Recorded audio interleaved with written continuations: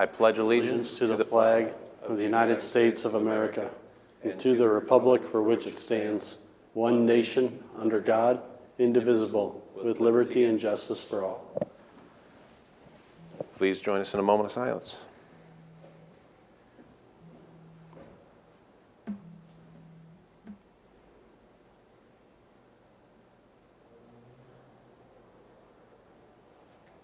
Thank you. Start off with citizen concerns, round one. Anything to be heard for anything that is not already on the agenda? All right, moving on to the approval of the agenda. I'll move that. Second. Motion by Raddick, second by Taylor. Any discussion? All those in favor say aye. Aye. Anyone opposed? Passes 5-0. Moving on to the consent agenda. Items 3 through 6 constitute a consent agenda of routine action items which will be considered by one motion. Items pass unanimously unless a separate vote is requested by a board member. Item 3 is approval of the minutes of the March 29th, 2022 meeting. Item 4 is approval of claims. Item 5A from Human Resources, approval of memorandum of personnel transactions. And 5B is an authorization to initiate hiring process. Item 6 from Secondary Roads is approve the underground utility permit for installation of water line in the county right-of-way for the area for the city of Sioux City. That ends the consent agenda. Anything to be heard separately, or we have a motion? I'll move it. Second. Motion by Raddick, second by DeWitt. Any discussion? All those in favor say aye. Aye. Anyone opposed? Passes 5-0. Item 7 from Secondary Roads. A is approve the plans for project number M299.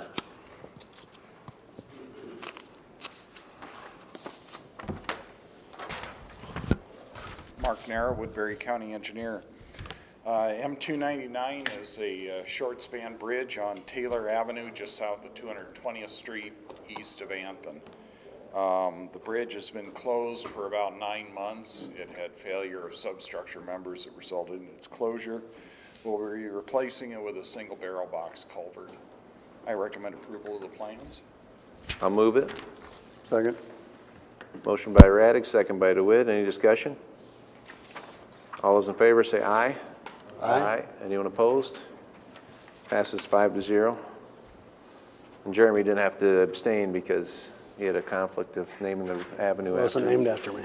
All right. Item 7B, approve the FY 2023 Woodbury County Secondary Road Department budget. The budget for the road department is pretty much a regurgitation of what the board has already approved for the county budget last week. One of the differences being that we have to break out and estimate what our payroll is within the different function codes that make up that DOT budget. The dollars are the same. I recommend approval of the Iowa DOT budget for fiscal year 2023. I'll move it. Second. Motion by Raddick, second by Taylor. Any discussion? All those in favor say aye. Aye. Anyone opposed? Passes 5-0. And item C is approve the FY 2023 Woodbury County Secondary Road Department 5-year construction program. Next year's 5-year construction program is a bit of a reduction in work that we're spending local money for.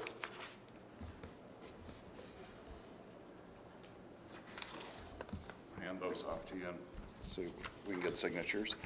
The two bridges that the board's had questions about, the Hancock Avenue Bridge north of 290th Street is one of the two bridges that'll be a new project slated for this year. And then J178 is on Jewell Avenue. The board had an individual in questioning when that bridge was going to be done as well. Both of those are in the fiscal year 2023 program. We're continuing our emphasis on getting bridges done. Next year, again, won't be quite as big as this year. We We had a record year last year out of the local budget with almost $4.4 million in construction projects. We had everything get done very quickly in the spring last year, and by September, really all of our construction projects were done. We didn't have any carryover. This year I'm anticipating a couple local bridges carrying over. We've got project E66 on 120th Street.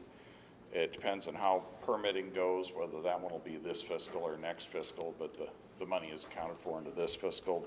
It's in next year's program, just in case we don't get it done before June 30th and get it done. I'm trying to think what other highlights there are. We have a new grading project, or paving project that'll be 250th Street south of Anthem. That's in fiscal year 2023. That one will be funding with the last of the $1.3 million a year special project levy. We have about $375,000 of that left. We're going to transfer that money to DOT and then use that plus farm to market money to finish paying for that pavement.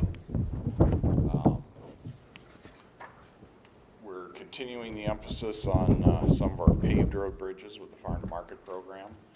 I think we have bridge A24, which is East Danbury in for fiscal year 23, and then bridge D15, which is north of Lawton on D12. Many of our bridges on our paved road system are hitting that 55 to 60 year age bracket, so we're going to see that as a trend over the 5-year program. You're going to notice that there's, I believe, 6 paved road bridges in the program for replacements. But I recommend, if there's any questions the board has on any projects or programs, if not, I recommend approval of the 5-year program. I'll move approval. Second.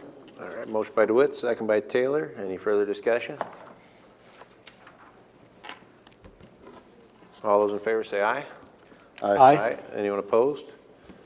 All right, passes 5-0. Thank you very much. Thank you. Skip ahead to reports on committee meetings. Did anyone have anything? Go ahead.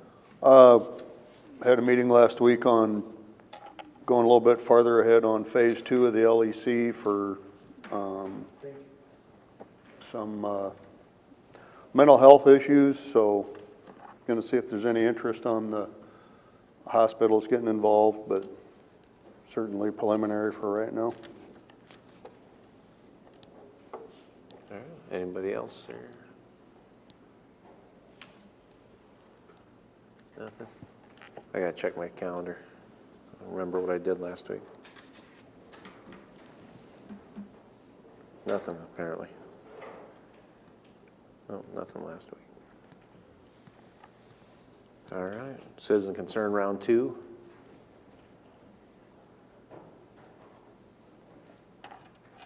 Do any board concerns not on the agenda? Yeah. We've had several people ask when they're getting $1,000 pension checks. Those checks should not be paid out until after July 1st because they're part of the package for next year. And trying to get these people up to 4%. Also, we do not get the money till the middle of May, so we can't pay out till the middle of May anyway. I thought that we said that the checks would be good. And when we were talking about this originally, the question was asked, do we need to wait till July 1st or after? And I thought the response was that knowing that those funds are coming in, we didn't have to wait until receive those. In other words, that we wouldn't, those checks would not be returned overdrawn on the bank, or not being facetious, but. But they're also part of the package for next year to get those people up to close to 4%. So why give them their package ahead of time before Yeah, July 1st? it's a July 1st thing as far as I'm. Right. That's fine. I just am clarifying what the response was initially, and what we told people would potentially be happening, which wasn't post-July 1st. But Yeah, we had in the agenda item pre-July 1st, and nothing was brought up at that meeting to say it was going to be after. Okay, yeah, I guess, I don't know. After July? Well, what did well, let's go back to it here. We've got our 440 now. We're going to come up to item 8, Community Economic Development. A is public hearing on the ordinance to amend Section 5.03 floodplain management ordinance in the Woodbury County zoning ordinance. Well, good afternoon, Supervisors. Dan Priestley, Zoning Coordinator. This amendment to the zoning ordinance is for the floodplain management section. It was approved and actually given to the county by the DNR, approved by the Zoning Commission, and it meets federal regulations, basically for making sure we have an ordinance that falls in line with all administrative federal guidelines. All right, so anybody to be heard on the public hearing? Everyone extremely concerned about floodplain management ordinances. Come speak now. Hearing none, Mr. Chair, I move that the public hearing be closed. I'll second. Motion by Taylor, second by Radig. Any discussion? All those in favor say aye. Aye. Anyone opposed? Passes 5-0. Item B is approve the third and final reading of the amendment to the text in Section 5.03 floodplain management ordinance in the Woodbury County zoning ordinance and adopt the ordinance. I will move that. Second. Motion by Radig, second by DeWitt. Any discussion? All those in favor say aye. Aye. Aye. Anyone opposed? And that passes 5-0. Gonna go, thank you. Thank you.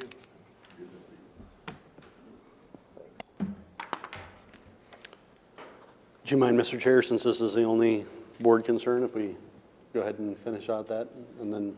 We'll just come back to it. Okay.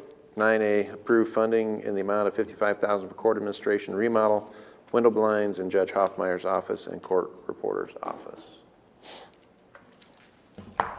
Kenny Schmitz, Building Services Director. I was asked to meet with court administration about a remodel that they would like to do. They are currently looking at remodeling their office and reconfiguring office cubicles. Some of the things we were asked to look at was replacement of carpet, repainting, of course, assistance with that office reconfiguration. So I did get some costs. Of those costs, I got a couple of quotes. One for carpet was $12,143. To build a reception counter with a wall and a security door, the quote for that was $28,024. The other costs that are involved in that $55,000 figure are costs that I estimated.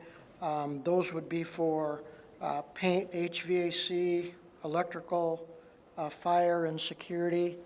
Those costs I estimated at about $12,500. The other cost would be blinds, and I estimated that at $2,500. So those are the costs that roll into that estimate. Was also asked to identify any office space that might be available in a courthouse. Currently, we only have a couple of unoccupied offices. I believe one on the 6th floor, one down here in the basement. They are both currently under control of a couple different departments. However, they are not occupied. And lastly, if you look at the very last line of the agenda item, one of the requests from the judge was to identify as soon as possible a location for the clerk files that are currently stored in the LEC. I don't have a good answer for the board on where those can go to as of yet. Originally, we thought we were going to move those into the Trosper Hoyt building, and we realized we had a problem with the wall there. Since then, I've been working with Raker Roads Engineering to identify some structural issues with that wall. We've identified those. I have not yet gotten costs for that, but in part of that, and in part of our discussions, Raker Road's determination is that the structural problem we have with the wall in no way, shape, or form has anything to do with the floor load that we can put in that building. So floor load or file floor load is a totally separate issue to be addressed, and it's doesn't really have anything to do with the wall movement that we've seen. I'm still working on that. I don't have an answer yet. My last call was earlier today with RML Architects. We have not been able to identify a set of original blueprints for that building. The county didn't originally own it. Bell Telephone originally owned the building. The portion of the building that we want to put the files in was added on to that building. And so I've set up a time. Hopefully I'm able to meet with RML tomorrow and review some of the prints that they've got. If I come up with something good, I will provide those to Raker Roads, who then can hopefully tell me what the floor load capacity might be in that building. Wandered off a little bit on that, but so I can try to answer any questions the board might have about any of this agenda item. So out of curiosity, could I see that maybe after the meeting today? Like how much space that is, the files? Yes, oh, absolutely. If we can do that after the meeting, I'd like to go over and see it. Sure. Thanks. Go ahead. Thank you for doing this, Kenny, as a follow-up to the request that the board had in terms of information. So if we just take these 5 points of your background, we've got the file, future storage location, which you're looking into, obviously. Yes. The court administration office 210 remodel, out of the 55,000, is that all for 210 and not about dedicating office space for judges otherwise, either in community and economic development or down here? That's That cost correct. is all into the 210 That's office? correct. Okay. That's helpful to know. And then the last question I had is concerning blinds. I know that anything that we do has to be blessed and signed and underlined by the state historical preservation and so on. Are blinds something that is a permissible use, or do we know? Or I know that. I just wondered. It is permissible if done correctly. Okay. So what I can say is this.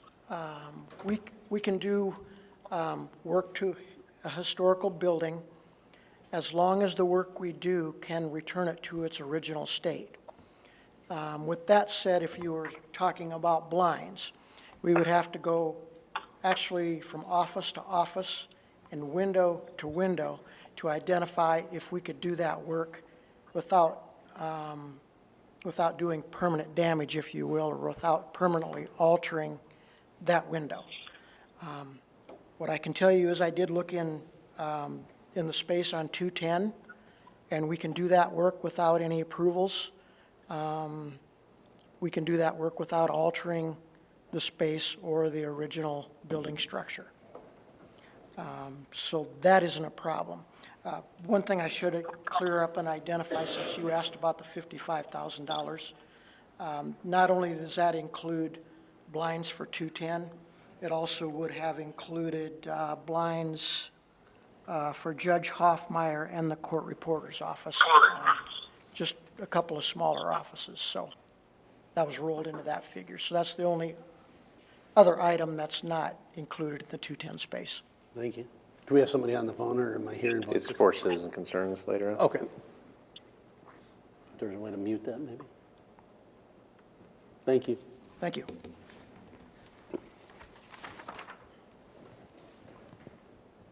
So was any of this prompted by the resignation of the economic development director as far as the timeline, or was it already in process, or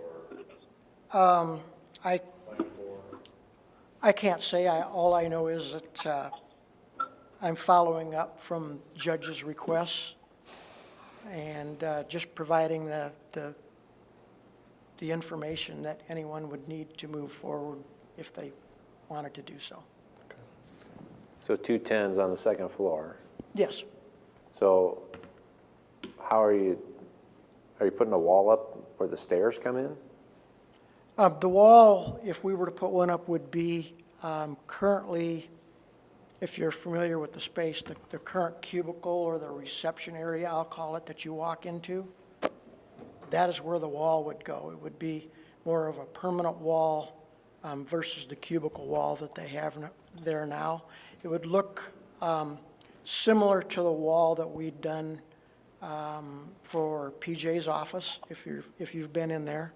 It would just change that cubicle wall at the reception area into a hard wall with lower wall with ADA compliant pass-through, an ADA compliant pass-through and glass up above.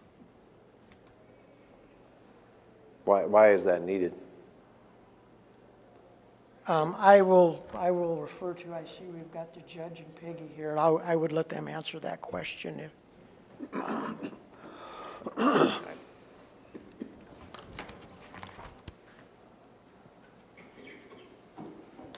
Good afternoon, Patrick Todd, Chief Judge for the 3rd District. What Kenny's talking about is when you walk into 210 upstairs, which is the top of the steps, you enter into court administration. Kenny's accurately described it now. There's 2 schedulers who sit there basically when they act as receptionists too as you walk into the office, and there's cubicles set up for them with a cubicle wall which goes about counter height and nothing above it. It curves around going back towards the court administrator's office and the other space in the court administration. On the left-hand side, there's another cubicle wall where another scheduler sits, and otherwise the area is open. When I came a few weeks ago, court administration and state has paid for all the new furniture and cubicles that are going to go in to 210. At that time, I wasn't aware of the issue of how they were going to address the entryway as you're coming in. The materials that are being purchased by the state for the cubicles for those reception people have a limited ability to create a wall for both of those areas, and then above the area wouldn't be permanent glass. It'd be basically the plastic shielding we're accustomed to in the clerk's office and everywhere else, where basically you take this plastic stuff, put it on top of your counter, and it has a temporary barrier in place. And I think the discussion between the district court administrator and Kenny when he came up to do the estimate was discussing that, if we're going to do this, it would make more sense to install a permanent type of structure, which cannot be possible with the materials that are being purchased through the state, by the state for the cubicles. It's not designed the same way and can't be done. So I think through those discussions, and correct me if I'm wrong, Kenny, Kenny put together an estimate if the county were to create a wall with a permanent barrier, and that's where the cost is coming in for that wall, which will then curve around, and where you normally would walk back to get to the court administrator's office, there'd be a door placed, a secured door, to, for security purposes, to prevent access to unauthorized people back into the main areas. It'd be safe to say you don't have good security protection up there from someone just walking around and going back where they might think they want to be. There is nothing stopping anybody at the moment. Anybody can walk off the street, go up the steps, walk into the front door of 210 during open business hours, and go anywhere they want to. From what I'm told, that's part of the problem that's happened. Correct, and obviously there's no security. We have 5 staff people back there with no security at all. So again, as we're doing remodeling and bringing things up to the modern world and the modern problems we face, and I think the last time I was here I talked about security too, coming in and out of the building. It would make sense to create structures that actually provide security, not a plastic shield that I could walk over and push over and climb over a counter. So I understand and I appreciate there's a fairly significant cost to do that, again, which I wasn't necessarily aware of when I was here a few weeks ago, but it would make sense to me to do that. But I appreciate any consideration you folks would give to that, and I understand the cost. I guess, on the security side of it, I see, we just added another full-time security person, and we have 2 part-time, and, I just feel like it's probably one of the most secure buildings in town, besides maybe the federal courthouse, Well, it is, from the ability of people to bring in weapons and things of that nature. but it doesn't stop anybody from getting through. And when we have 5 females working in that office, limited ability to defend themselves, you don't need to have a weapon to cause harm. So Even our I don't county- disagree with you. It's Sure, secure from that perspective. Even both 3rd and 4th floors have better security than what he's talking about in 210, Yeah. as far as access to the, 210 is about as secure as where we are right now. Anybody can walk down those steps and have access to anybody at any moment.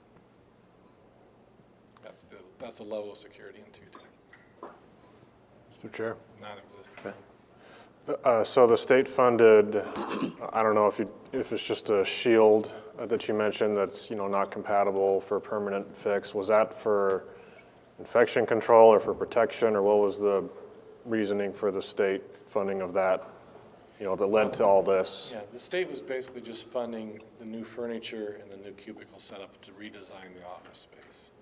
And so when we're talking about the front counter, the type of cubicles we're dealing with, that's the best they can do. There's no other way to modify the cubicle design to create a permanent, sustainable, secure setup. So is the state not willing to add for the security side of it, as far as a wall? That I don't know. I had asked Dennis in terms of whether CIP funding would be available and applicable for this use, and kind of that question, where's the overlap and where does it start and stop? My understanding is, as far as permanent modifications to this building, that falls under our purview. And along with that CIP funding would be available and applicable for these kinds of purposes over 5 years' time. Yes, any remodeling or construction within the courthouse can be covered by CIP as long as they go over 1.2 million. That's a bond issue. But this isn't even close to it. The second thing on the cost, and we did this before, where we remodeled 3 years ago, I think before the judge was here, that we can actually prorate this back to all the counties within the district. In fact, the administrative costs up there, we can prorate that back as the court administrator serves the whole district. So we can prorate this all back from a population base. We have a formula upstairs that we use to bill them. So even if we did the 28, yes, it'd be our initial upstart cost, but we'll get the money back through allocating it back to the different counties that's involved in the district. I have no reason to disagree with that. Because I just don't see how it's all our cost if, the ask is for more secure situation. I mean, our buildings are building, Well, and I appreciate that. My gut reaction is I don't believe the state would pay for it because it's a modification to the building, or they would pay for our equipment, our furniture, our things that we use on a day-to-day basis, which is what they're doing. Well, I'm going to tell them that blinds is part of furniture in my book. That could be as well. I won't argue with them. If we do that through CIP funding, and yet we're asking for some sort of effort from those different counties, how does that work? Do you borrow the funds and then over 5 years are paying back on a pro rata kind of basis? If we borrow 5 years, we just prorate over a 5-year period. And there's 16 counties in our districts. That's the number of counties we'd be dealing with. So we wouldn't be paying upfront, we would, but we get our money back. So how do you ask them if they support it? You don't. So we can just do it and we just bill them for it? Allows us to bill it back. Really? Yep. That's kind of screwy, but. Go ahead. I'd like to go ahead and do this, and then we can talk the different parts. I mean, it seems like this is a multiple kind of deal, and so the court files we know you're going to work on. If we could take this up, and then we could talk maybe the office space separately, but What was your figure for blinds? 2,500? I think I estimated 2,500. So we can go down to 52,500. That's assuming the state will pick it up. They will. Thank you. Blinds or furniture? Well, we can certainly make that submission. I can't guarantee that they will. It's no different from curtains, With the exception, as Kenny indicated, they can only be done if it doesn't. They can install them. I would go ahead and make a motion of up to $55,000 in funding through CIP, pro rata to the different counties. I'll look for a second. Second? We got a motion by Taylor, second by DeWitt. Any other discussion? And Kenny would have to first check on the different rules before actually ordering and installing, and maybe separate process for each piece. Point of order, Mr. Karen, who do we have on the phone? It's still Bill Burns. Hey, Bill?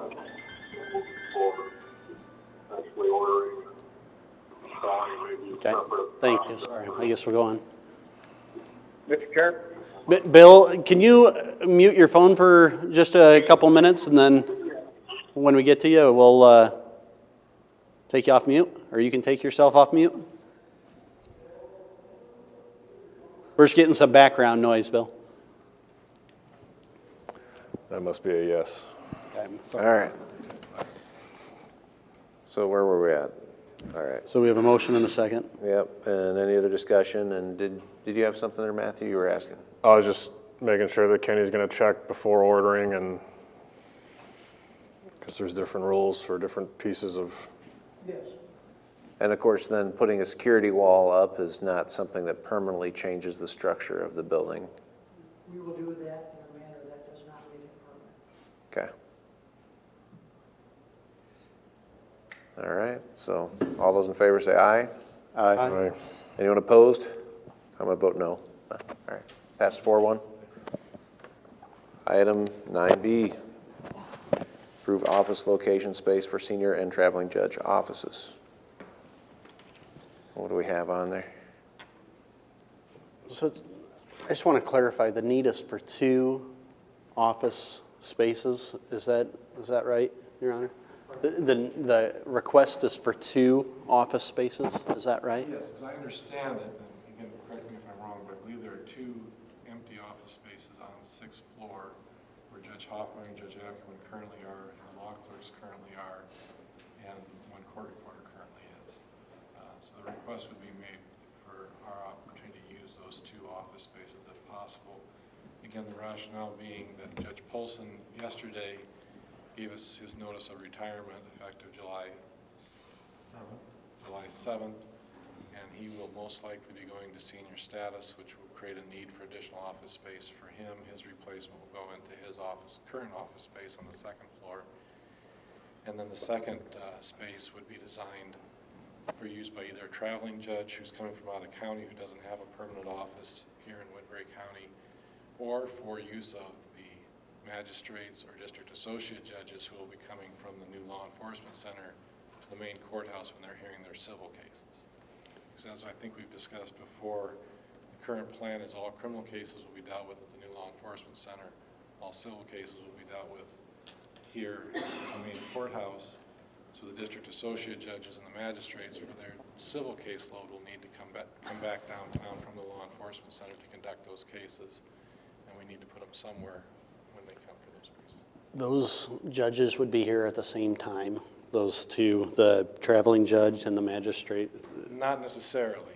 I guess what I'm wondering is, and what I don't want to do is have a larger, broader discussion about a replacement of the Community and Economic Development Director and make this about something that it's,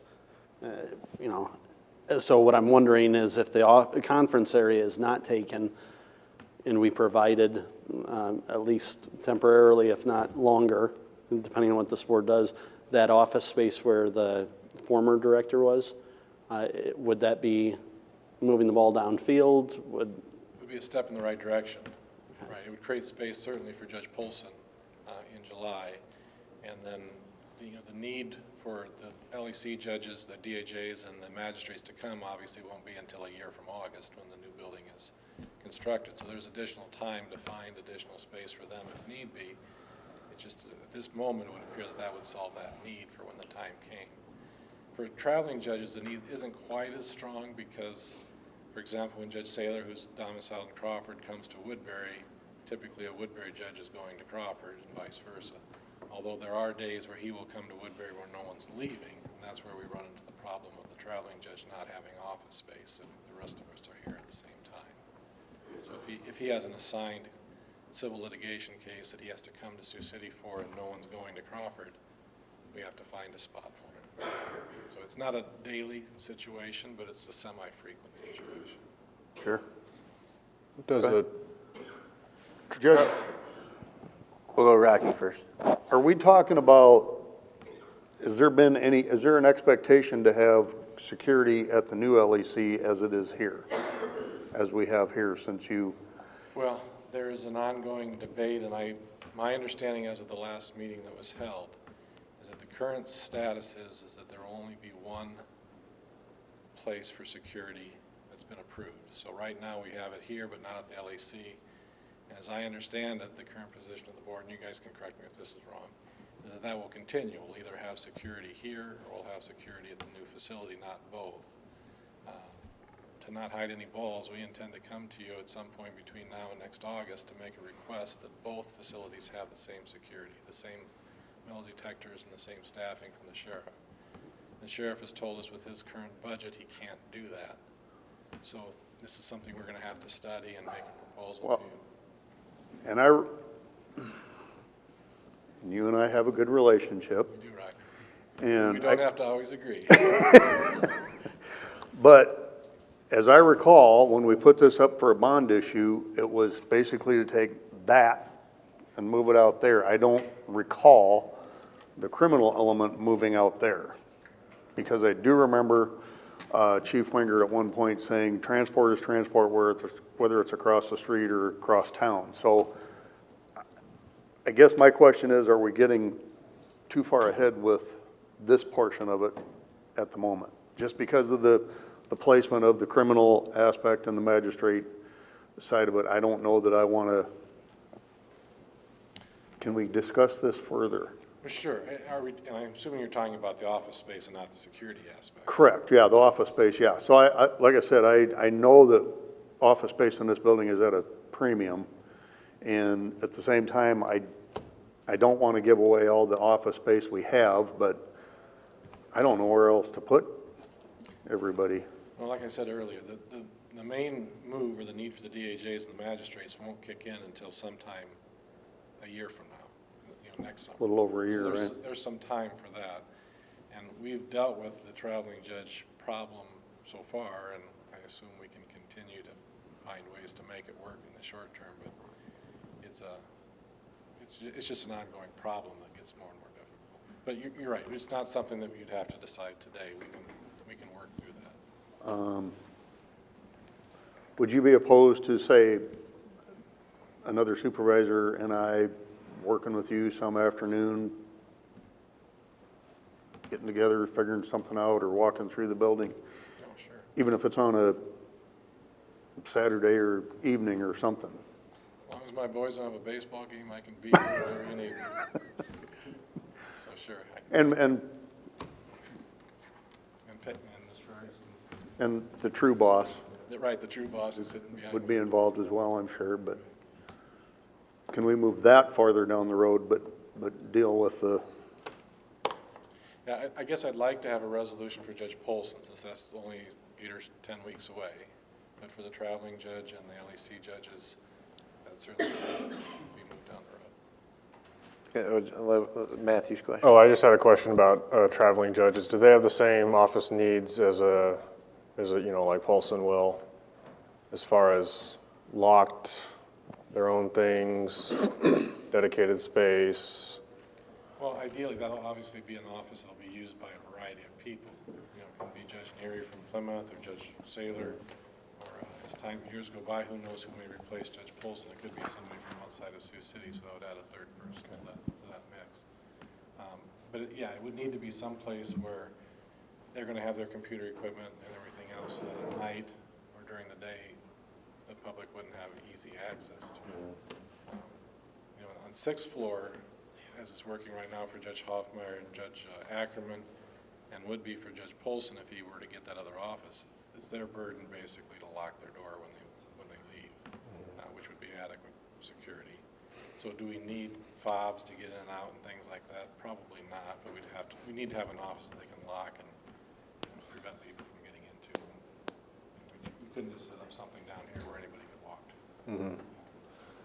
And I know that need is, second to Polson's, but while we're discussing it, I'm not sure the conference room, which I assume is the other room you're referring to on the 6th floor, is really conducive to to that sort of use. I mean, when I was looking at the space, I saw it used by our employees, clerks, as a break room because it is, and there's also, you need to get through there to access a computer closet, and it's definitely unfinished in a lot of different ways, and it's fairly oversized, so It would be bigger than the other offices up at that point, maybe there'd be a different space available by the time that's needed, is what I'm getting at. Right, like I said with Mr. DeWitt, I think we can probably, we don't have to decide that today. Okay.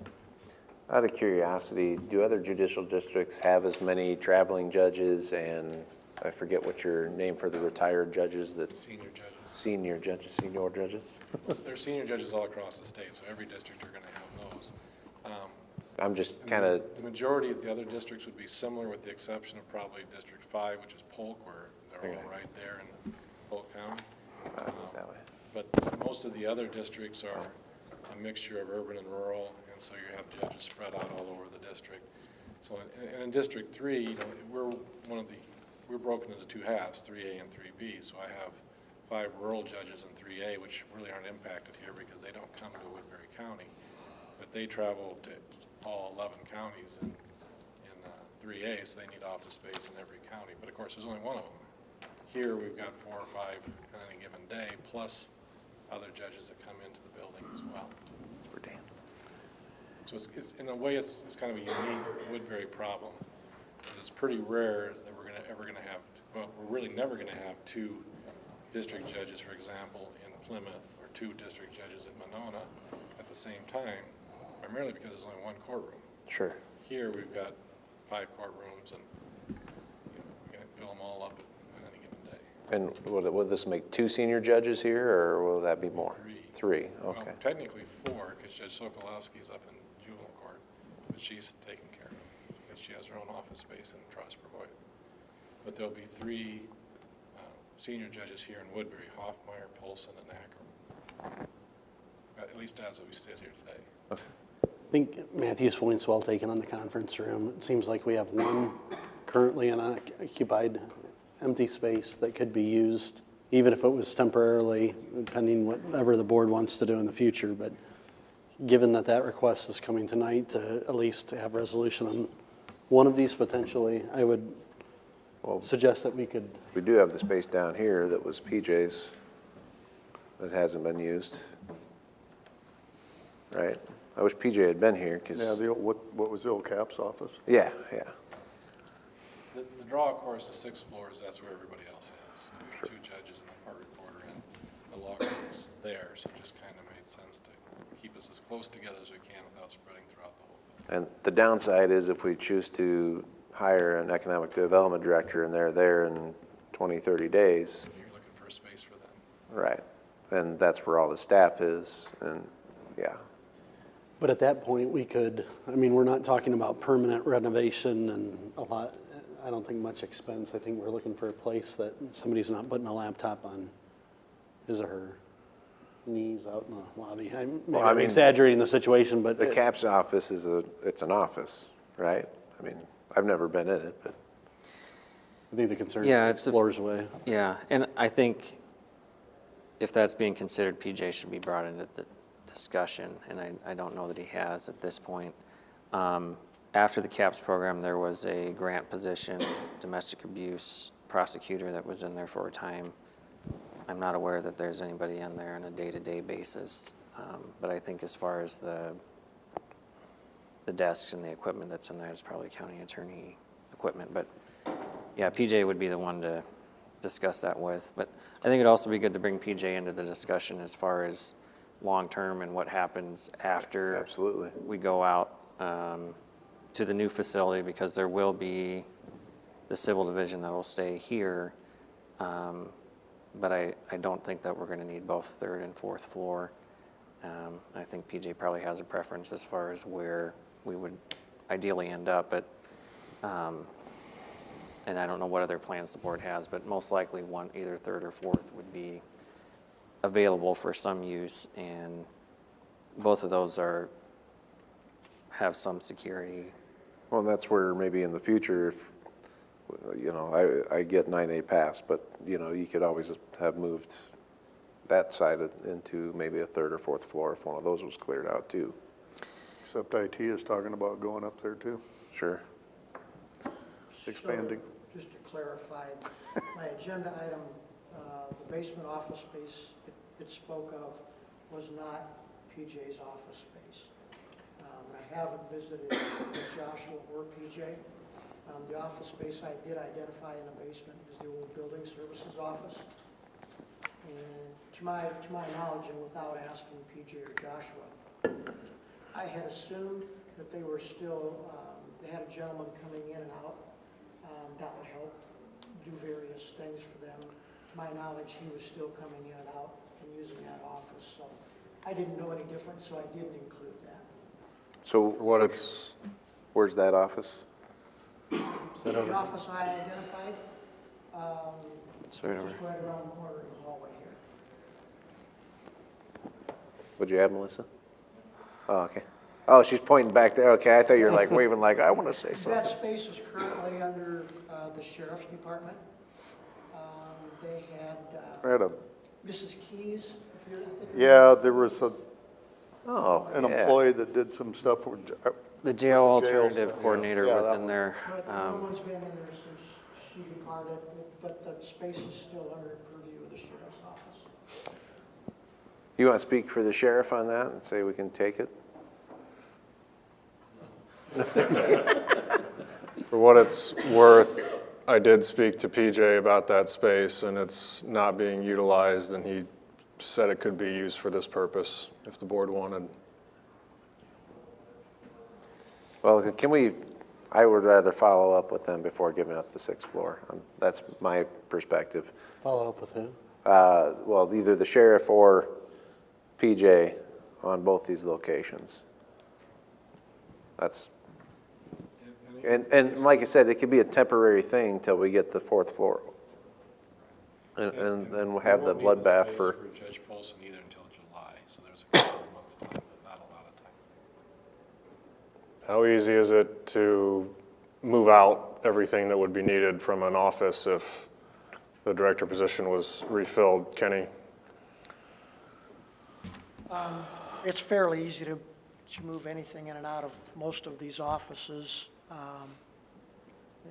The only one caveat I have which is with any of the office areas that we've talked about is the state is from what I know, is on a different system than we have as far as computers and data. So it might require something of that nature, but usually the state takes care of that themselves. But other than that, it's just preparing an office, moving things in or out, or cleaning it up and things like that. The state would have its own secured internet portals and lines that would need to probably be run, unless they temporarily worked off the Wi-Fi, which is possible with a VPN. probably not this Wi-Fi. I would also like to bring PJ into the discussion.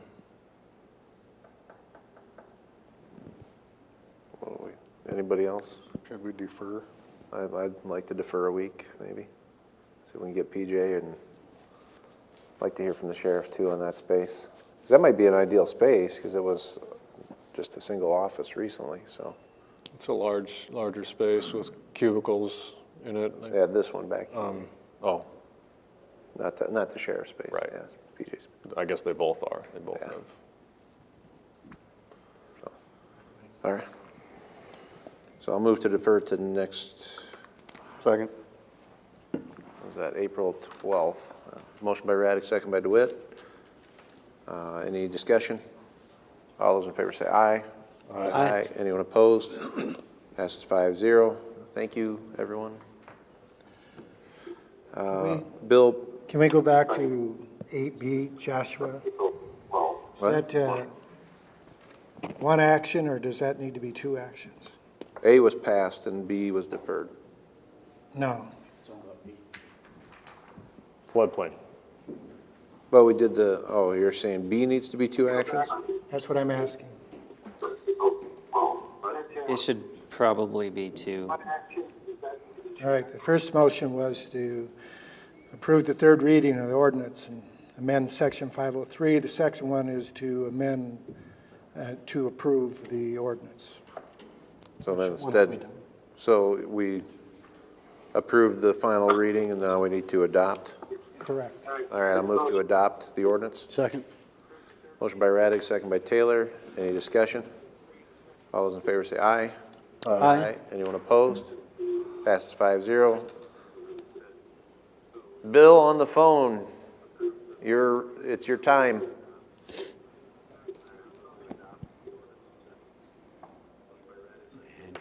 There's a delay, so. There's a delay, yeah.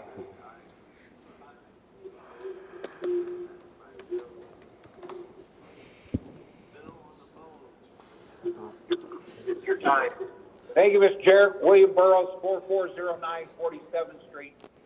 I had a couple of questions about the sale of the county farm. Go ahead. Yeah, first question is, it was sold in 3 parcels, is that correct? Yes. And Morningside bought 2 of them, is that correct? That's correct. And who bought the third parcel? Does it, Development LLC. South Development LLC? Yes. So, that's correct. And who bought the third parcel? Is it, South Development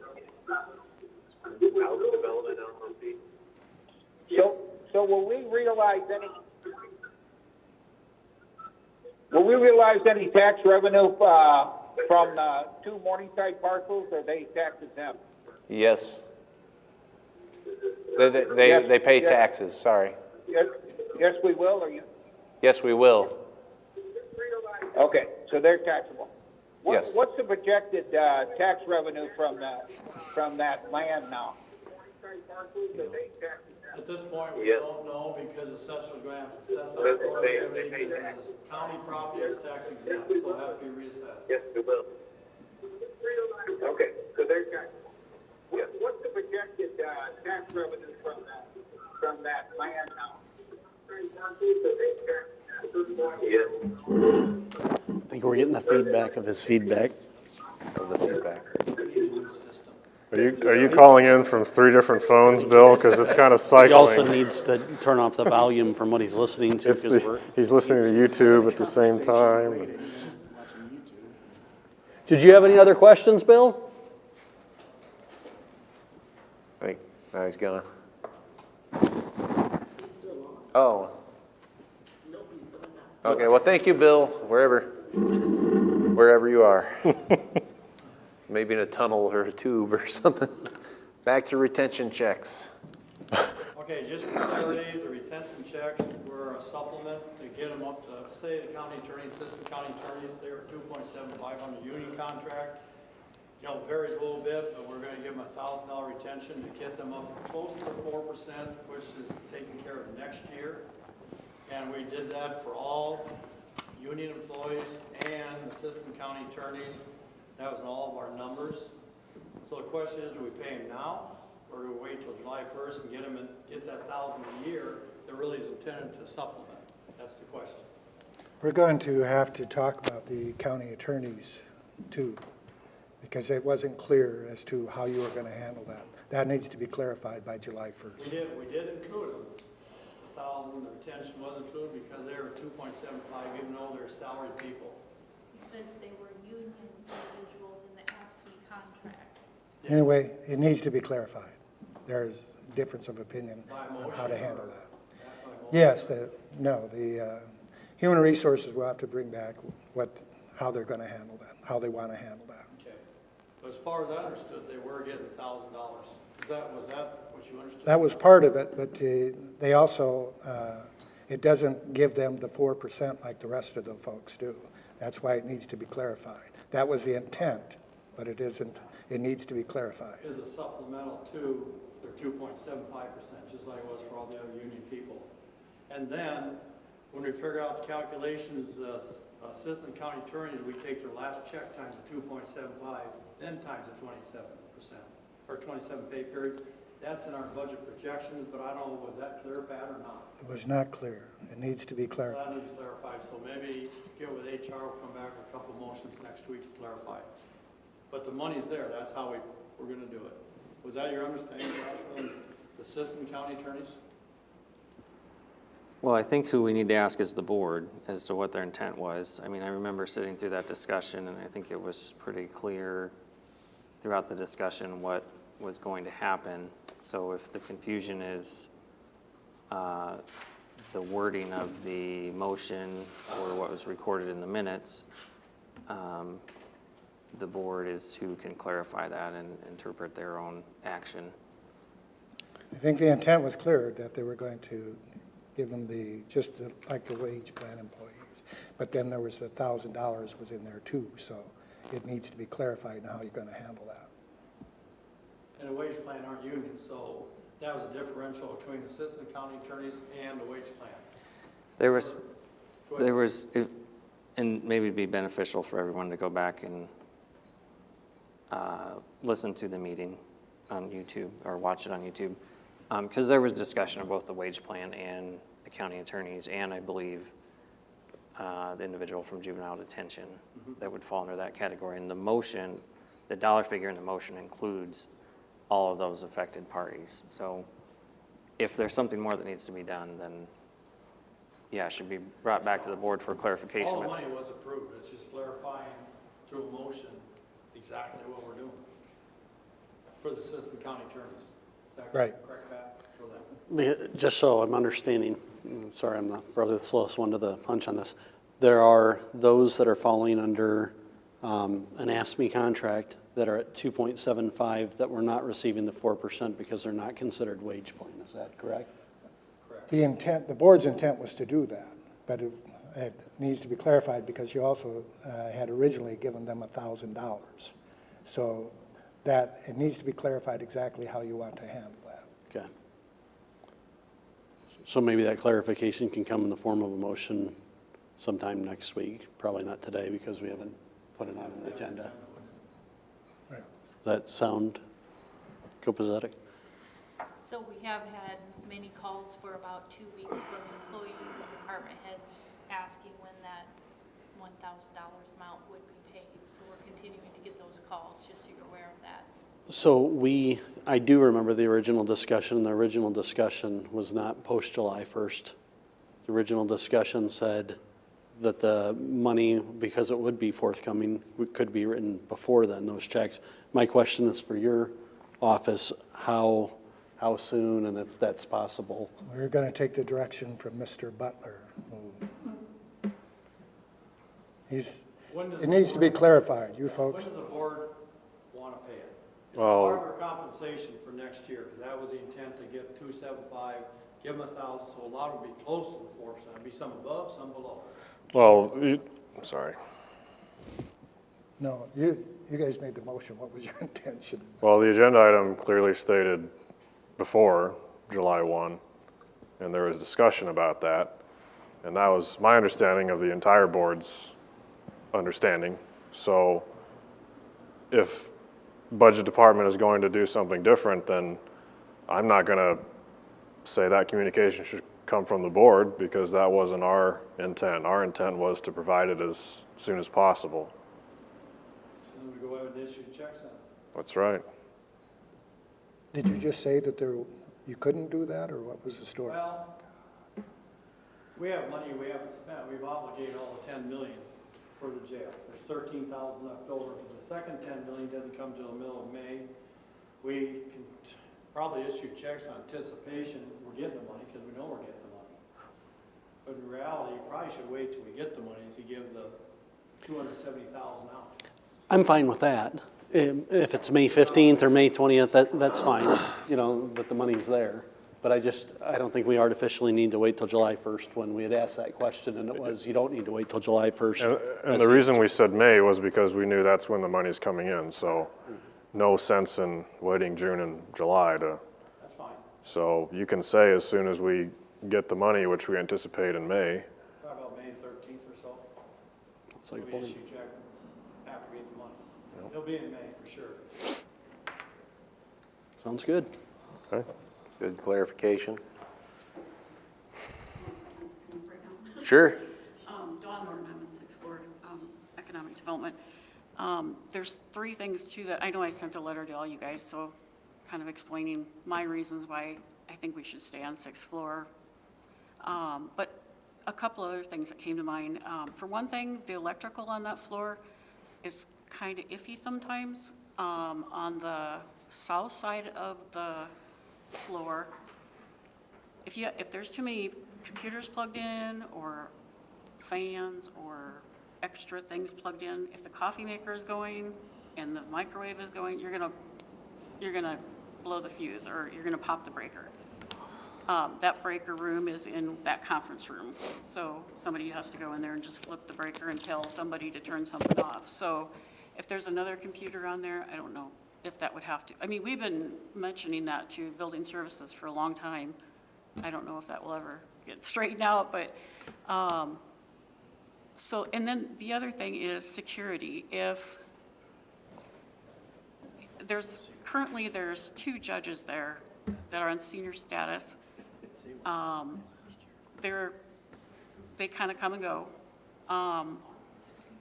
But I can see in the future where there's no security on our floor. And I think about every floor, and there is at least some doors or something to prevent people from coming right in. I don't really have a problem with it, but I could see maybe in the future, they might want to put some doors on there. And I know that's going to be kind of expensive, as we were just talking about second floor doing doors. That's just something to keep in mind. And then the other thing is, I guess we don't really know what's going to happen with David Gleiser's position, so we kind of have to wait and see maybe what happens with that. But I'm just kind of concerned on what's going to happen. Granted, there's only 2 of us right now. At the most, there's 3 of us. But I feel it's really important for us to stay in this building where we have access to the other departments, auditors, recorders, and also the people that are coming in have access to all those departments. But I don't know, I would like us to be able to stay on the 6th floor, but I know that's not up to us to decide, but. I don't think anybody's talked about you or the department leaving the building or leaving that floor. Well, I'm just curious if the conference room and David's old office are spoken for and someone replaces David, then where will that person go? Yeah, my understanding tonight is that it sounded like the conference room was a non-starter. Okay. And even if there was somebody temporarily, Well, I just yeah. wanted to put that out there. Yeah, no, points are well taken. I'm just concerned on where we are going to end up. Yep. And, I mean, there's only 2 of us, so we don't have much voice, but I would like to stay on the 6th floor if possible. So that's all I got. Thank you. All right, any other board concerns? All right, seeing none, we are adjourned. You got a minute? People when they call. You're gonna get the bonus I'll tell check you in tomorrow. May.